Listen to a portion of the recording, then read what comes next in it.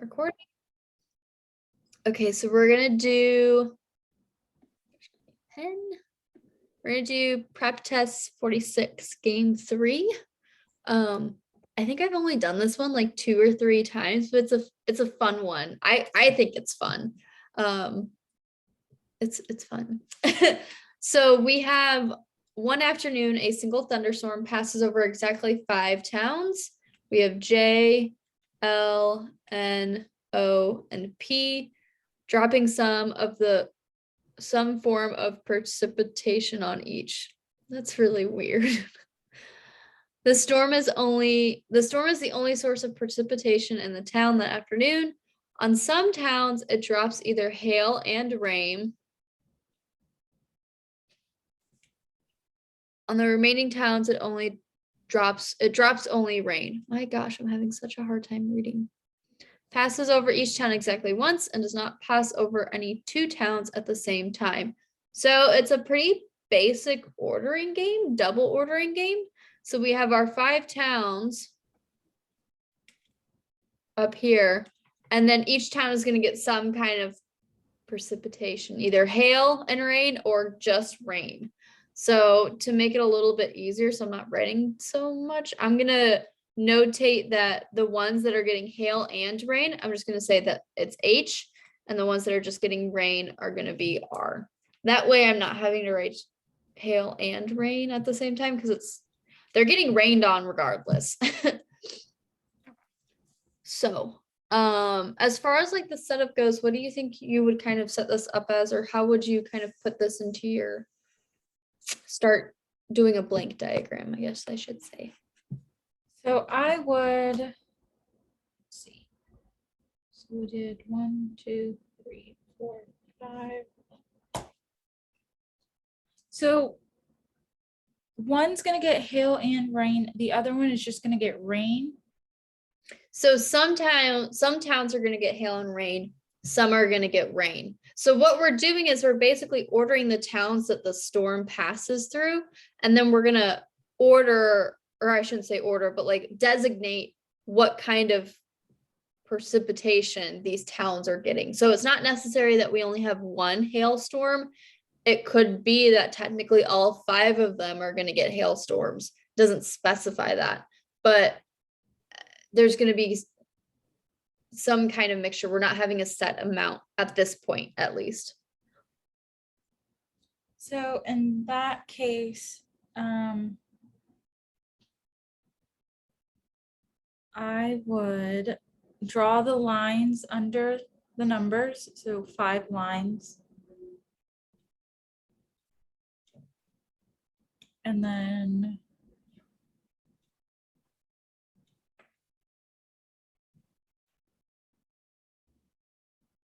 I was gonna say do 2 sets, like do 5 under, but I don't know that it would make sense to. Do you mean 2 sets of lines, or like 2 sets of like charts, I guess you could say? Lines, so that it would all be one world, but Yeah. I don't know. That's exactly what I would do. 1 line to designate as my towns, which ones the towns are in, and 1 line to designate the precipitation. Okay. Because that way you can also kind of, and maybe it makes a little more sense once we go into our rules, but you'll start to see like, that way, like in the second rule, you can see it kind of happening. That second town, we don't know who that second town is, but we know that it has hail and rain. So what we can do is when we have that double sequencing happening is we can also locate it without joining them together. So we don't necessarily have to know the 5th town, who that's going to be. We don't necessarily have to know what kind of precipitation is happening in 3, because sometimes our questions may just refer to our towns. Who has to go before P or something, or how many hailstorms could there be? We don't necessarily care about the towns in that aspect, but it's good to kind of have an idea of what order they're going in. Okay. Okay, so let's go to the first rule. It's a pretty easy rule. The 3rd town and the storm passes over is Plattsville. So then put a P under the third one. Yeah, pretty easy. I like rules like that. They're softballs. Okay. And our second rule says the storm drops hail and rain on the second town it passes over. So then on the second line at the bottom, yeah, that line, we could do H and R. Works for me.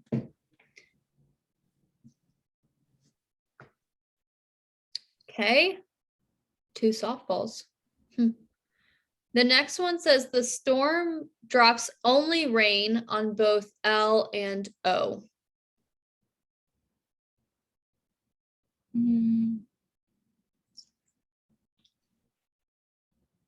Well, we know it's not going to be number 2. We do. Or L, you mean like L and O can't go in number 2. Yeah. It's a fair one to say. How How would you diagram this rule out? we could do L and O and then do a small little R in the corner. To Yeah. show that they're both only having rain, right? Yes. Works for me.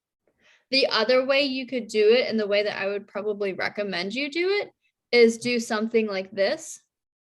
So that way, this is a little bit easier for your mind to place it in your diagram because it's set up the same way that your diagram is. This, you can still know that L is only with R, but do you see why it's a little bit harder for it to shift down into that spot because it's not set up the same way? But this is still fine. This just might be easier for your mind to kind of match it into the spot. Yes. Either way is fine. And even if you didn't do a double sequencing game and just did a regular like just one regular sequencing, I think you could still get away with something like this and doing your subscripts as your precipitation and then your ordering as your towns. So just a way to prove that you can do a lot of things with these games. There's no right answer or wrong answer. So Okay. do you have a preference? Do you want to keep the way that you had written it, or do you want to do something like the block? I think I like the block better because you're right. Then it makes it easier to actually see it. Yeah. That way, when you look at it, it's literally like they're attached. I can't pull them apart. So when I put them down into their in their spots, when I move O, I have to move R with it. Okay, so those are our third rule. Is there any way we could make worlds off of this? Or would you make worlds off of this?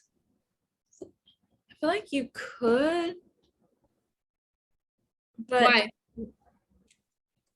because you do have places where it could fit, but I was going to say, is it going to be too much? Because you could do LR in number 1, number 4, and number 5. And same with O, you could do 1, 4, and 5. Yeah, you're totally right. I mean, you have options of where to put them. And honestly, there's only 3 options where you could put one of them. It's not like it's a huge, massive undertaking. But then once you got that second one in there, then you have to multiply it again, because what if I put L and R in one, then you have 2 spots for O still. So I think I would probably kind of wait and hang on to it. But if we had to, if that last rule is way more complicated, or if I don't like that rule that I don't want to deal with, I think it could be a good place to start. We're just one more rule away from finishing our rule set, so might as well read that 4th rule. But it's at least good to kind of get an idea of, I'm picturing where some of the variables could go. Okay. What do we got? Oh, 4th rule says the storm passes over Jackson at some time after it passes over L and at some time after it passes over N. That was wordy. Okay, so for this, Yeah, break it down.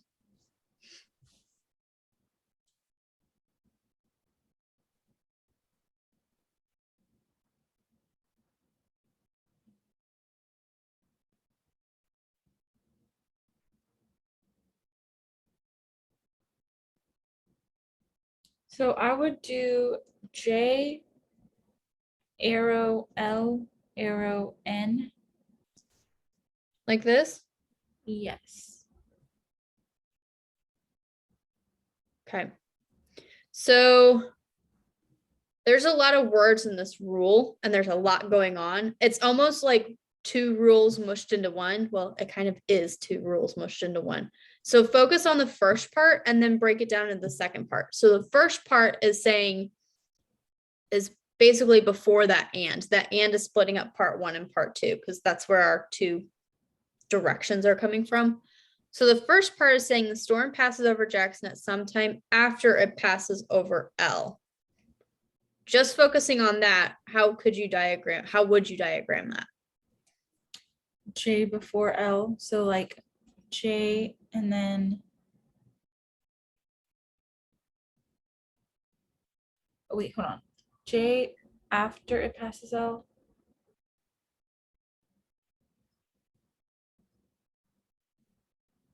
I So think is it L and then J? Yeah, I think you're thinking too Uh, hard about it. Yeah, okay. I was like, hold on. Blank mind, refresh. Yeah. So after some time it passes over. So what I like to do is, if I'm having kind of these brain moments, is I'm writing down my variables as I see them. So the first variable I see is J. I'm just going to write it down because it says the storm passes over J. And then I'm going to focus on which direction my L is going to go, because that's basically what we're placing, right? At some time after it passes over L. So that means J is after L, which means L is going to become before J. Oh, okay. So that's part one of the rule. Part two of the rule is after that and. So it's basically getting rid of that one part and just focusing on that second part. The second part says the storm passes over Jackson at some time after it passes over N. So we can do the same thing. We can go J because that's the first variable that's mentioned. I'm just going to write it down. And then I'm going to determine which way my N is going to go. It's telling me at some time after it passes over N. So N is going to go before J. Okay. And then what we can do is you can leave it as is like this and just kind of treat them as two separate rules, which is fine to do, but you can actually combine them together. So you can overlap your two J's with them still being connected to L and N to create this. L and N have to become before J. Basically, let me rewrite it again. These two are the same thing. So however you want to write it out, whatever way it makes more sense to you to write it out, it's totally fine. They're the same thing. We just combined that first one. Okay.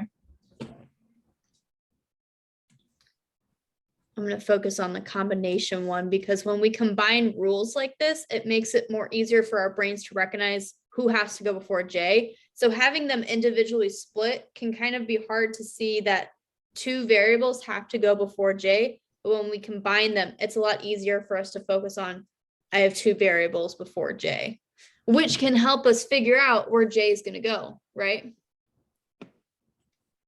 Yeah. So focusing on that fourth rule, would you make worlds off of that one? Yes, and I'm trying to think where J could go. I feel like we could do, so L and N has to come before. J would have to be fifth in order, right? Could it go in fourth?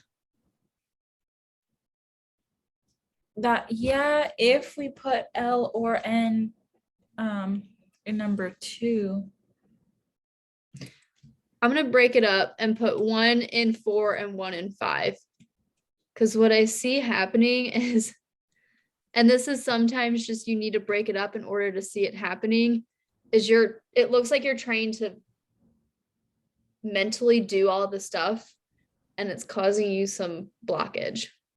So if you just put it on your paper rather than mentally try to do it, it makes it a lot easier. So we have J on 4 and J on 5.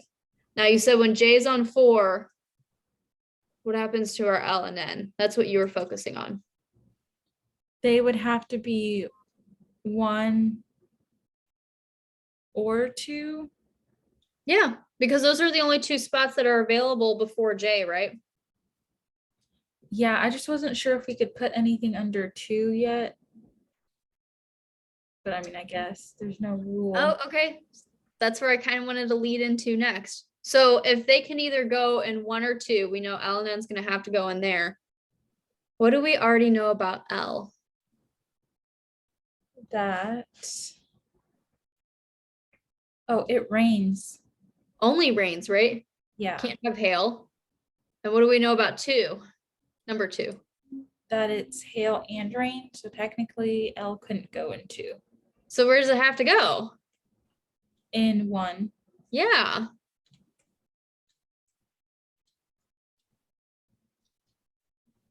Let's finish off this rule before we go any further into 1. I'm going to get too excited about it. So looking at number 2, when J's in 5, that's another valid place that J could go in because we have at least 2 spaces before J, and that's all we have to worry about. So looking at our variables L and N, where could those go? And if it's easier to figure out, where could one of them go? Just focus on one. Let's see, so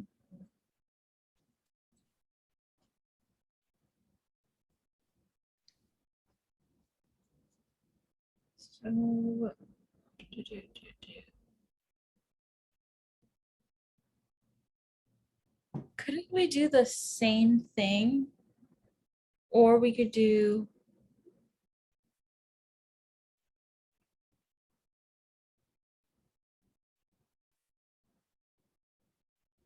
N. Try focusing on where one of them can go. So I don't care if you pick N or L, where can that variable go? L could go in 4. Could go in 4.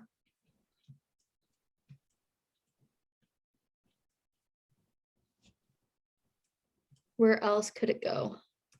You had said it just a few seconds earlier. It could also go in 1. Could it go anywhere else? Nope. Because you have that hail and rain, right? So wherever we place L, we have to place R underneath it, right? So we'll throw that in there. Now we don't have to worry about L, but we have to worry about N. N is still before J in those 2 worlds. So where could N go? In 1 or in the second world or the third world? Don't care which one. In the second one, it could either go in 2 or in 4. Correct. What about 3? Where could N go? N could go in 1 or 2. Yes.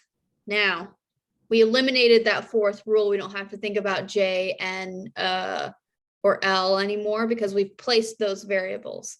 So now we're going to go back up to that 3rd rule and eliminate that completely, which is going to force some things to happen.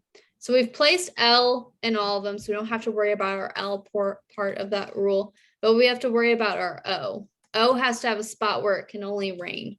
So in that first world, where does O have to go?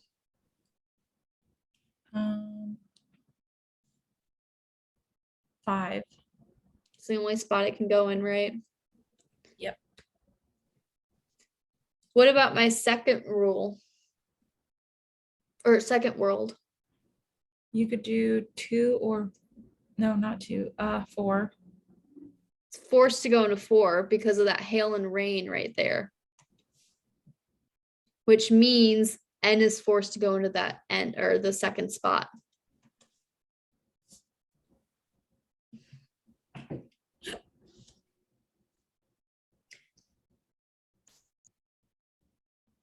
What about my third world?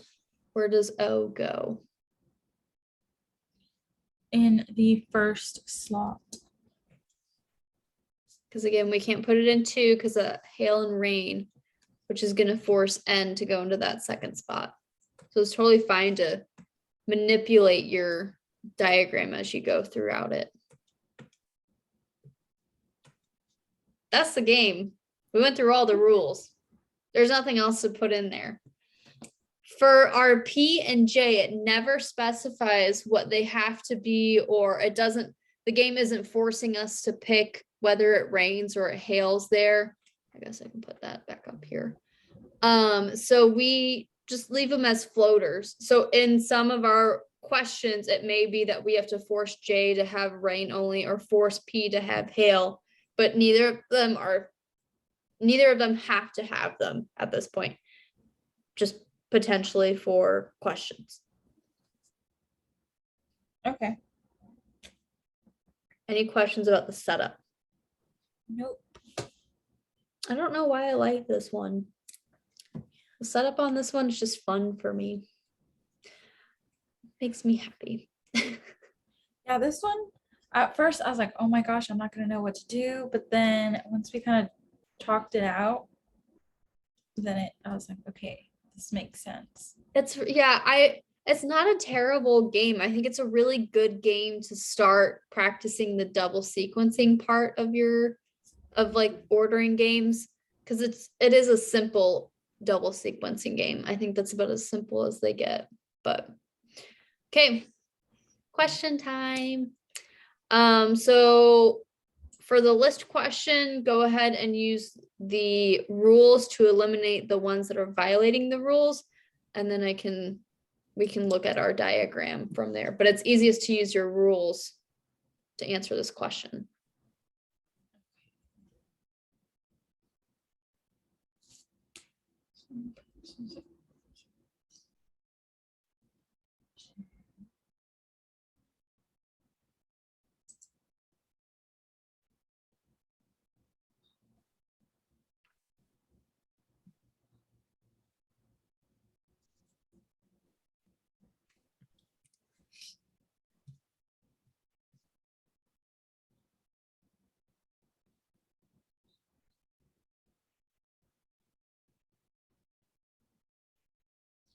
So I've used my rules and I still have A, B, and D.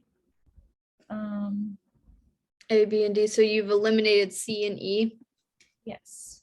Great. So now what's going to happen is we're going to have to use our diagrams, because when games have these double sequencing aspects to them, sometimes one of the other sequencing parts, like our rain, our precipitation, is going to impact where some of our towns are going to be forced to go. Sometimes you can't see that based off of the rules. So it's totally fine that we didn't have our answer choice, but we'll look at our diagrams.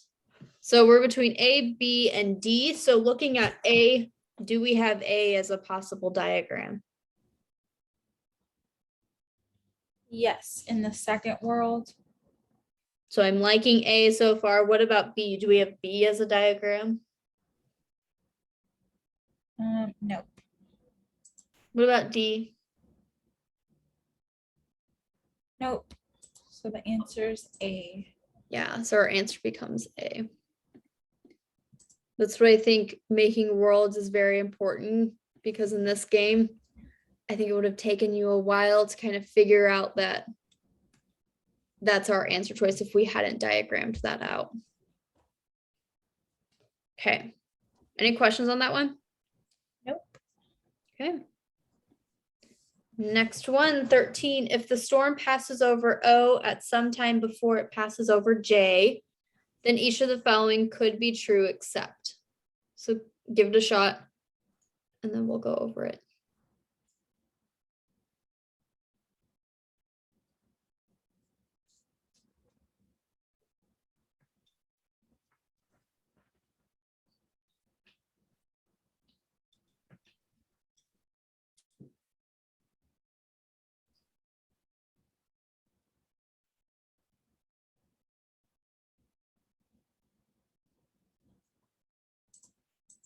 It is D.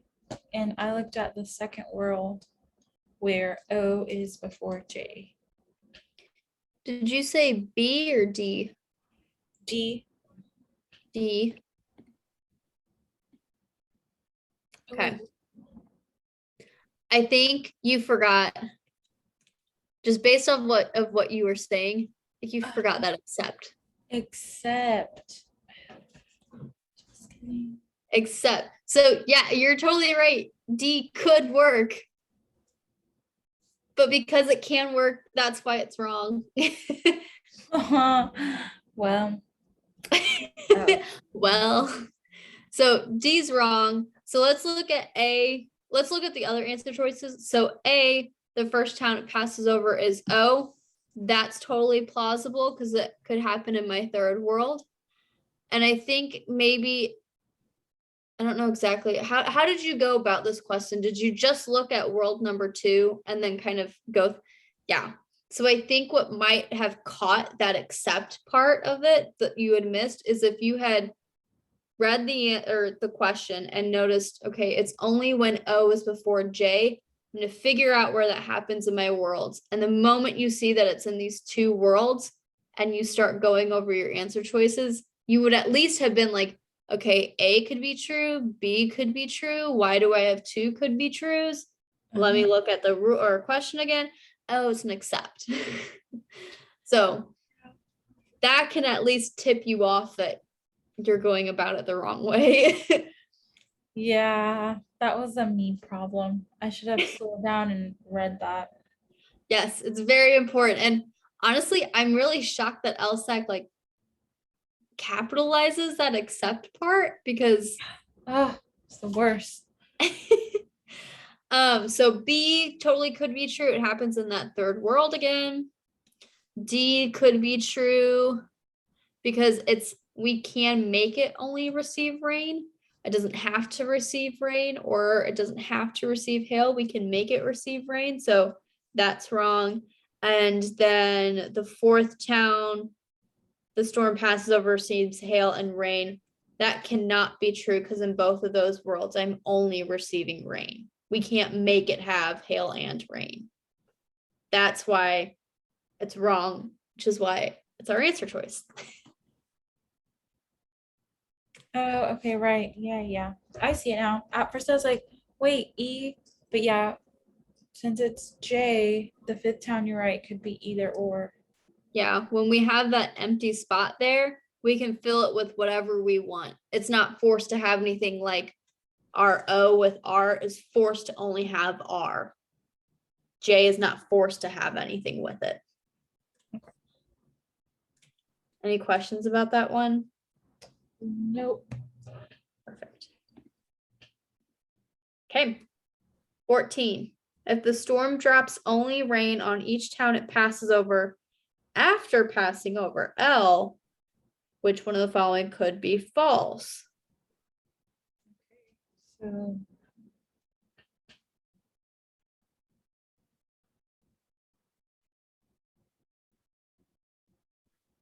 So which world are you looking at?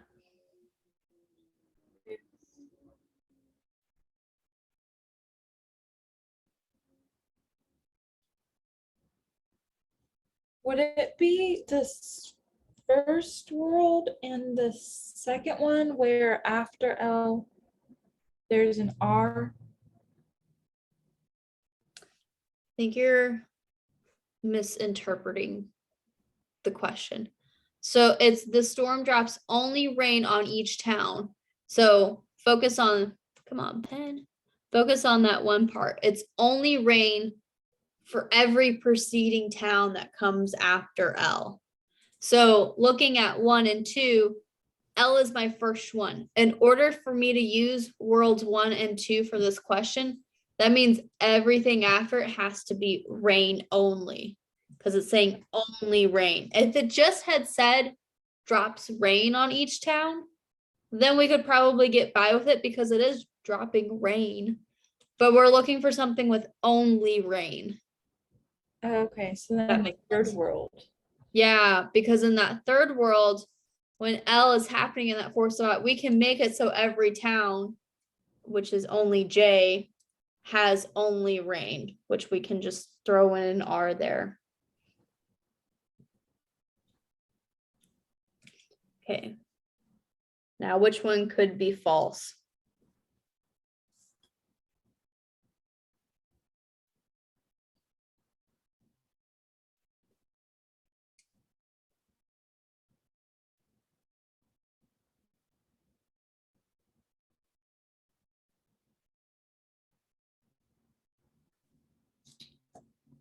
So I'm torn between D and E, Okay.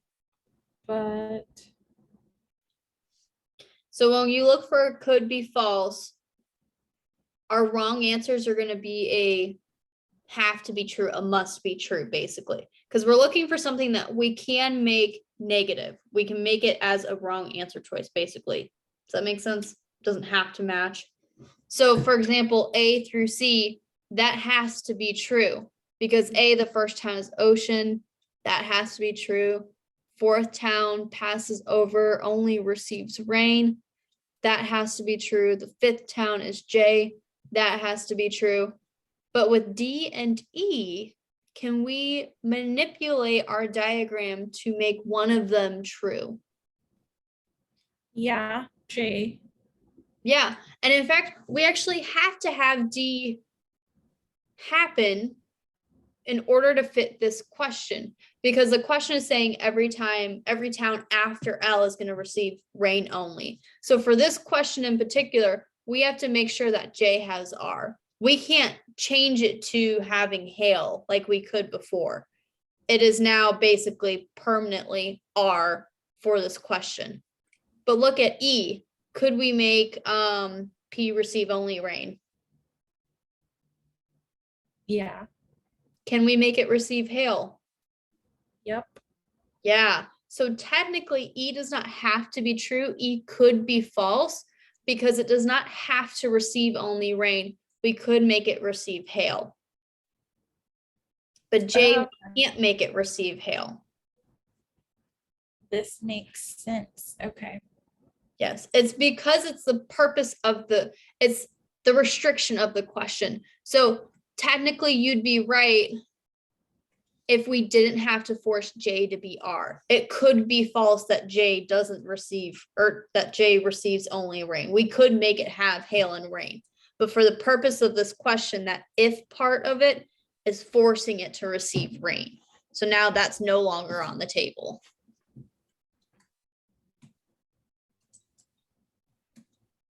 Does that make sense? Yes. Okay. I always struggled with these kind of negative questions. They're really difficult to wrap your head around sometimes. Yes. Any question? I think I already asked you. Any questions on this one? Okay. Nope. Next one. If the storm passes over Jackson at some time before it passes over O, which one of the following could be false? Okay. So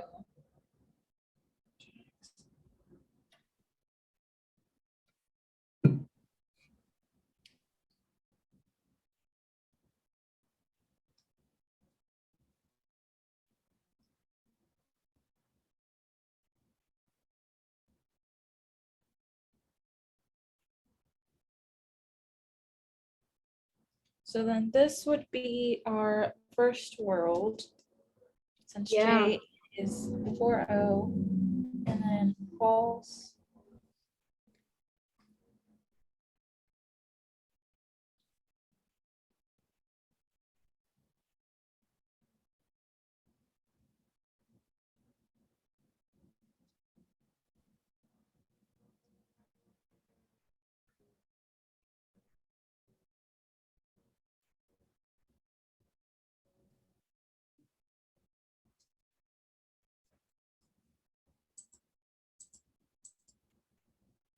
It is D. Yeah. Because everything else has to be true. D is the only one that we can make false, meaning that that fourth town receives only hail and rain, or receives only rain. We can make it have hail and rain. everything else has to be true. J has to be before, sorry, L has to be before J, L has to be before O, N has to be before O, and the fifth town has to receive rain. Any questions on that one? Nope. Okay, next one. If the storm passes over O at some time before it passes over L, which one of the following must be true? So that's gonna be the third world. Right, that's the only one where we have O before L. So now we have to look for something that must be true.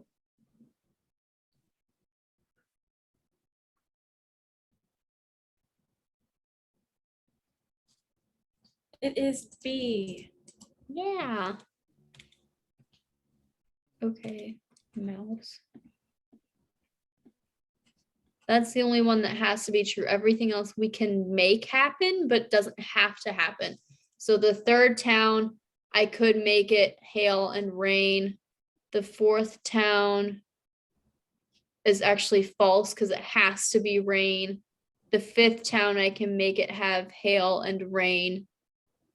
And then the fifth town, I can also make it just have rain.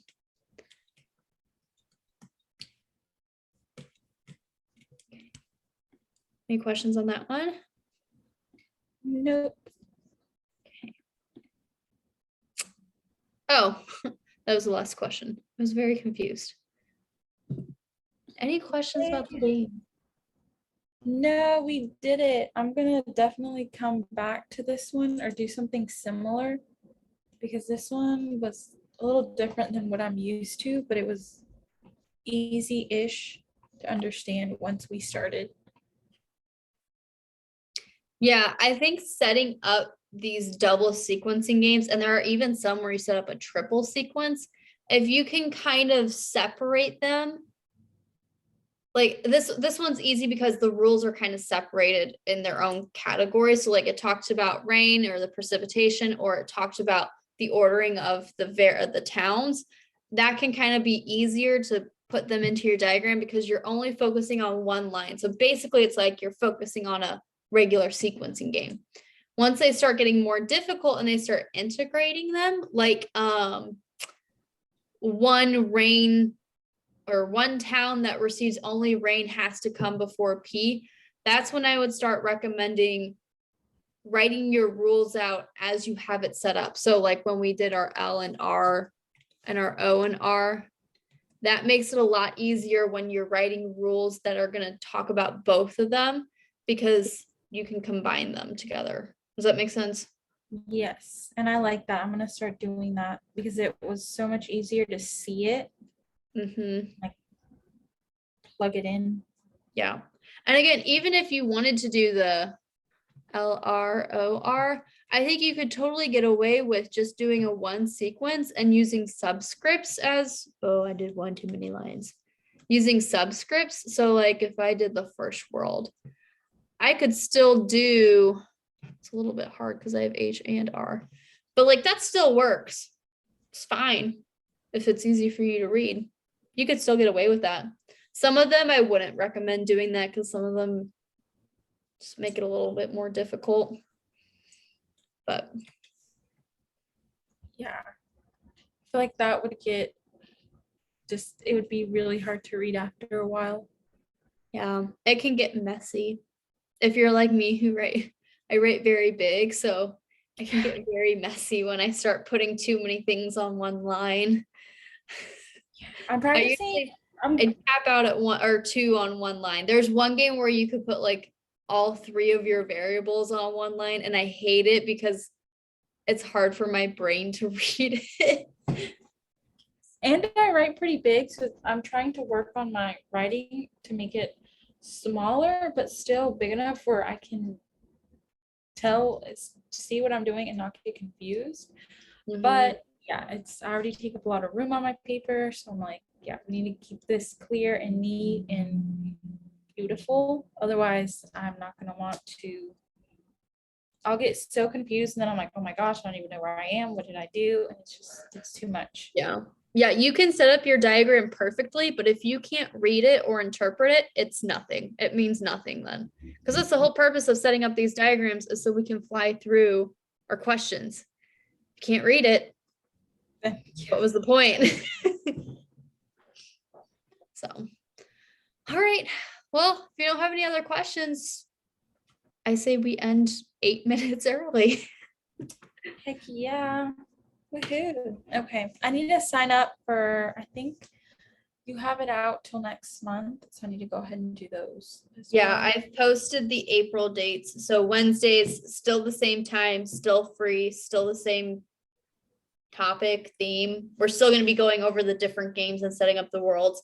And then Saturdays, same time, going over in and out games. That one is $25. But yeah, so. Perfect. Right. Cool. Well, I will see you next week, probably. Yes. Have a great one. You too. Bye.